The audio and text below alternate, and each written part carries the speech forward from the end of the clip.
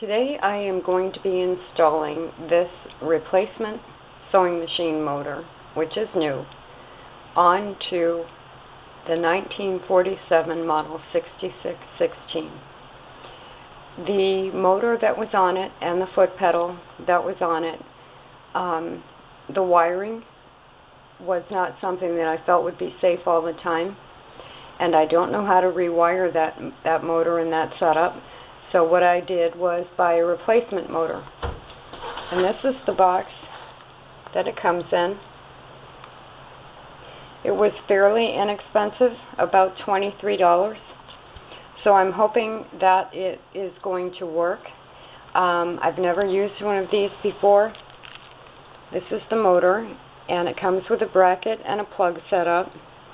It looks very easy and basic. This will be mounted on the back of the machine by using the motor mount area under the hand wheel on the machine, and I should be able to just plug in this into the motor terminal and this into the wall, and I should be able to use the machine. It came with a belt, and it came with extra brushes. They call them carbon brushes, but I guess those wouldn't need to be replaced for a while. So today, what I'll do is further unpack this and then get it ready to be installed on the machine. This is the model 6616 that the motor needs to go on. I've been working on it, so I have it on a work table that is actually a treadle base with a top on it. And this is the motor bracket mounting area. There's one hole, and what will happen is I will be mounting the motor just like that, and it'll sit on the back of the machine, very much like the original motor did. And then the belt will go from the pulley on the motor right there up and around the hand wheel right there. And then it should be so simple that I just attach the motor, put the belt on, adjust it a little bit, and plug it in. This is a small bag of hardware that came with it, with directions. And I've never replaced carbon brushes before. I know people do that with the vintage Singer motors, and I've never gotten involved with that. But you can see these are two caps, and these are the carbon brushes. And if you look at the motor, which is right here, there is a similar cap, and there is another similar cap. So I would imagine at some point, if the carbon brushes do wear out, or I find out more about that, that's where they go. So those 4 items I can just set aside for now and save them in case I need them in the future. And then there are 2 washers here. One's a lock washer, one's a flat washer, and this is the bolt to mount the motor. And then this is the motor belt, and it's a toothed belt. It's not flat, it's got teeth on it. Now, on the directions here, it gives you a list of the parts they've given you, but it also tells you how to install a light if you're going to be using a lamp or a light on the sewing machine. It tells you where to connect it, so that's good information. And the first thing they say is to install the motor and test the tension of the belt. And I just want to see, they don't say how the washers go, but they might have a picture of it. It just says a washer and a spring washer, so I'm just going to put both of them on there. I'm trying to figure out if it's on the inside of the bracket or the outside of the bracket. I would imagine it'd be on the outside of the bracket, but on the inside of the bolt head. I'm leaving off the lock washer because I don't see where it would go. I have the bolt and the flat washer like that, and I guess the lock washer would go in between the two maybe, because it's smaller than the flat washer. This bolt didn't just slide easily through the hole in the bracket. I had to actually screw it through the bracket. And now I'll hold this on the machine and bolt it right on the machine. And you can see here there is just the one hole. So I know that that's out of focus, but I will bolt it just like that, the way it is. Now as I'm doing this, you can probably see I'm holding this the way it should go on there. And what's happening is, unless I tilt it like this, which is really not the way I want it to fit, the bolt doesn't line up with the hole. There isn't enough room. But if you notice right here on the motor bracket, there are two screws, and they can be adjusted further out. So I need to get a little wrench and loosen these two nuts and move the bracket out a little bit to give myself more clearance between the machine and the motor. I haven't tightened it up all the way yet, but I did have to jiggle it a little bit just to get it. You need the bolt to line up straight so that you can get it in. And I'm trying to show you that this motor is going to be sitting on the pillar. The vintage Singer motors sit separate from the pillar, but I think once I get this tightened up all the way, the motor is going to end up sitting on the pillar. And I've moved this part of the bracket as far to the left as I can to get as much clearance as I can. I think it's still going to work, but another 1/8 of an inch on the length of the bracket would have the motor sitting away from the pillar, which I would prefer, but if it sits on the pillar and doesn't move against it, it won't damage the back of the machine. I still have quite a ways to tighten the bolt. As you can see, this is on there loosely still. But what I'm going to do is put the belt on. I don't think this is going to sit flush the way a Singer bracket would. So I'm going to put the belt on and more or less get the motor and the belt set up correctly, and then see how much further I have to go in, or whether I need to move the motor up or down to have the belt sitting right. To put the belt on, I need to slide it underneath the bobbin winder. So I have the bobbin winder in the up position, and I need to just get the belt behind the bobbin wire tire. It'll then go into the belt groove, and I can put it on the pulley for the belt on the motor. So now you see I've got the belt on there, and it's got teeth on both sides, so you don't have to worry about inside out or right side in. And it's sitting on the pulley on the motor for the belt, and that's how loose the motor is. So at this point, what I'm going to do is I'm going to hold the motor so that it extends away from the back of the machine a little bit as I tighten the mounting bolt. And then I'll test whether or not I have the belt at the right tension. Okay, so I had to move it, adjust it a little bit so that the bolt and the bracket, there's about 1/4 of an inch of clearance on the top. That's how this is sitting on this Singer machine. These are universal type motors that would sit differently on different machines. And the tension on the belt right now is pretty tight. There is some play in it, but it is tight. So what I'm going to do now, but you can see that that's going to work, I'm going to roll this over into the hallway before I plug it in, because I have a ground fault interrupter circuit on one of the plugs in the bathroom. So I'm going to roll this into the hallway, and even though this is a brand new motor with brand new wires and everything, I'm going to plug it into that one outlet that has a circuit breaker on it, and if there is a problem with the motor, if it's defective or anything, it'll pop the breaker it'll pop the breaker on the plug and cut off the power right away instead of causing a bigger problem. So that's what I'm going to do now. These are the cords and the foot pedal. It's a pretty nice foot pedal, painted metal. Cords seem good. The plug is right on the back, on the bracket of the motor.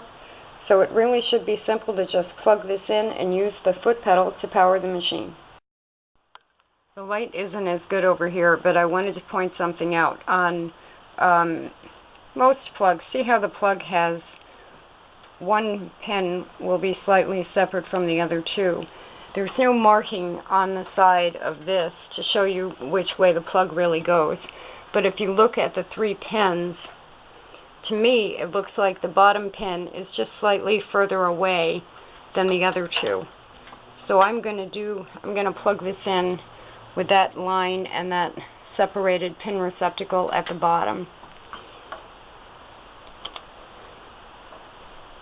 And that just plugs in there, and then I'm going to plug it into the wall. The cord that goes from the machine to the wall is not as long as some of the Singer cords I've seen. The foot pedal cord, there's a little bit of a slack, but if you had to go off the side of a cabinet, you see, you might that'll stretch out a little bit as it sits. So let's go ahead and see what happens. I have some fabric under the needle because hopefully the machine is just going to start sewing.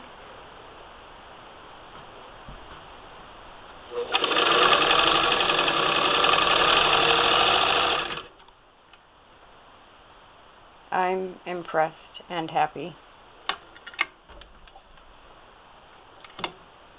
Let's do that again. I'm just pushing the foot pedal very lightly.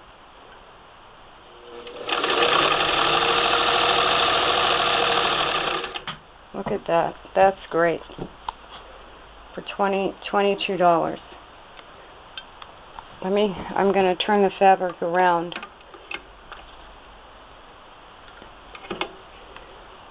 So that there's plenty of fabric, and I'll show you how the belt's going as I do this.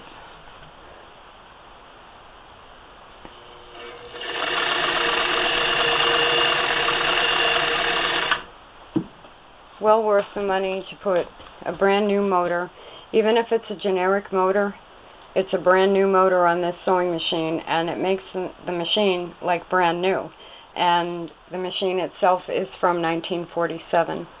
So this is a lot better than the wires and the motor that were on the machine when it came to me. And now what I'm going to do is put it in the cabinet and see if the length of the cord that came with this motor is long enough for the cabinet. I'm sure it'll be long enough to go from a cabinet to a wall, but it's going to mean that wherever the machine is, you're going to need a wall plug right near the cabinet.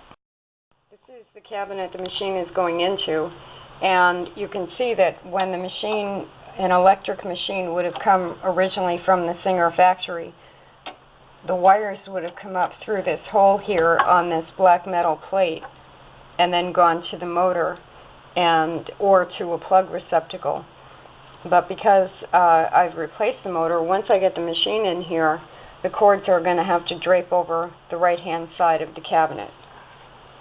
And I had already put in a video with, when I put a hand crank on this machine, how you put a machine into the cabinets, and at that point I found out that these are movable hinges, and I had thought there was a problem with them.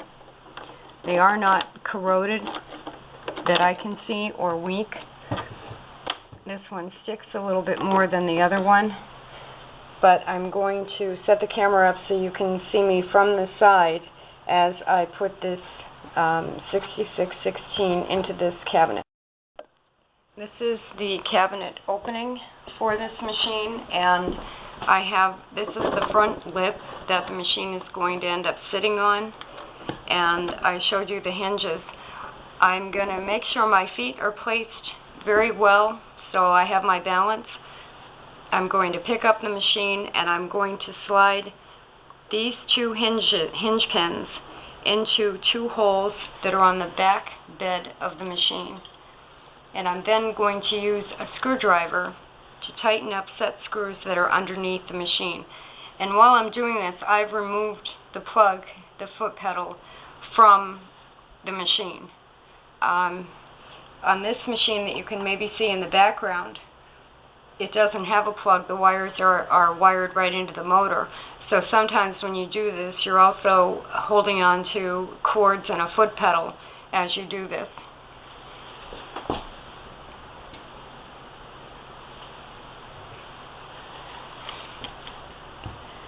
Now what I'm going to have to do is tilt this up a little bit when I go to actually put the machine down. And these are heavy, especially with a motor. So you want to make sure you have a good grip on it. There are only two holes in the back of the bed of the machine, so it's not as if you can get them in the wrong holes. And normally I would be holding this by the motor, but because I just put it on there, I don't want to do that. I'm not sure that I have it tight. And it's a little more awkward when you have to hold the machine by the arm. You have to make sure you don't get your fingers in the way.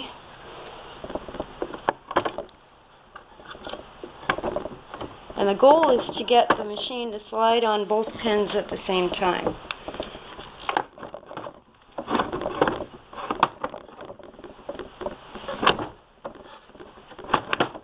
Like that. So, and then it sits on the lip, and now I will be tightening the set screws that are underneath. And in the other video, the light was poor, so you may not have seen very little clearance between the hinge and the machine bed. And the same over here. You want to make sure that the machine is as far onto those hinges as you can get it. And there it sits with the motor. And I'll tighten up the hinge pins, which are underneath, just in front of, I'm tightening the set screws, which are just in front of the hinge pins on the underneath of the machine.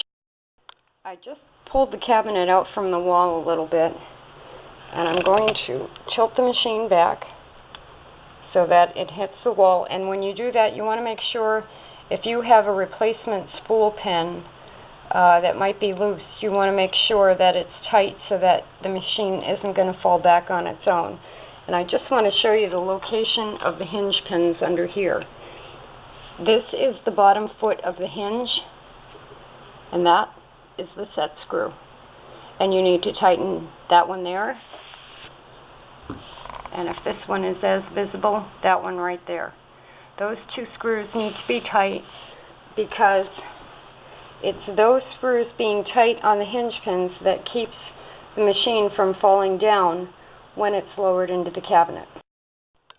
The hinge pins are tight now, and I want to show you how the cabinet will lower down. On this, how the machine will lower down. On this cabinet, I have to pick up the front lip area, and this is a tri-fold cover that folds under when the machine is in use. And because this is a bulky amount to have in front of you when you're lowering the machine. But if you can look over here, this plug receptacle is going to push this down. This will move down with the machine. And you have to make sure you have a good grip on the machine when you do this. So my spool pin, my spool of thread gets in the way, so I'm going to remove that. And you can see that the spool pin doesn't actually hit, that there's clearance with that, but it was just the spool of thread that I had. So now I'm going to continue lowering this down into the cabinet. And because I know I have those set screws tight, that's how the machine will sit when it's not in use. And then when you want to use it, you just pull it up, put the lip down for it to sit on, and plug the new cord into the receptacle on the motor bracket. Let's pull it back up again. They do come up fairly easily, but this one is heavy. Now I've plugged the plug into the receptacle on the bracket, making a note of what I said before about that slightly separated pin receptacle is toward the bottom. And these, you have enough room with the foot pedal. You couldn't move it too far. But as these cords relax, you'll have plenty of room to use the foot pedal. And then the cord for the plug looks like it's about, it might be 4 feet long. It might be 3.5 or 4 feet. But in this case where I have this cabinet, that it's long enough for the plug that I have here. So I'm going to plug the machine in again, and this is where this machine is going to be for a while. So now all I'd need is a chair, and I'd be able to sit and sew with a brand new motor on this 1947 6616. I plugged it in. I have a quilting foot on the machine right now because the pin was loose on the straight stitch foot that came with the machine. But now that I've got it plugged into the wall, I'm just going to do some quick stitches.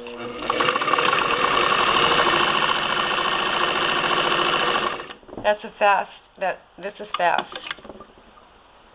Fast and safe, and to top it off, it's a Singer Model 66. I mean, you almost can't ask for more.